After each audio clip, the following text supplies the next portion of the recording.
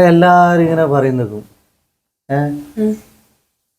പെമ്പിള്ളേര് ഏണേ ഇങ്ങ് വേണേ അങ്ങോട്ട് പോണേ ഒന്നുണ്ട് വന്നിട്ടണേ. ഞാനും അങ്ങനെ തന്നെയല്ലേ പറയല്.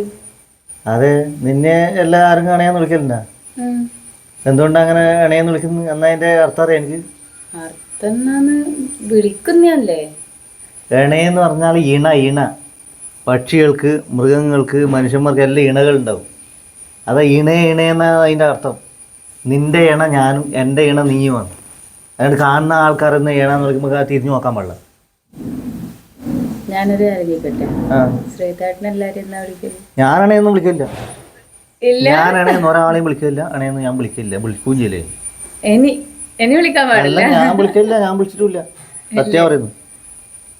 നിന്നെ വിളിച്ചിട്ടുണ്ടെങ്കിൽ പിന്നെ നീ മൈൻഡ് ആക്കണ്ട കേട്ടാ. തിരിഞ്ഞു നോക്കണ്ടല്ലേ.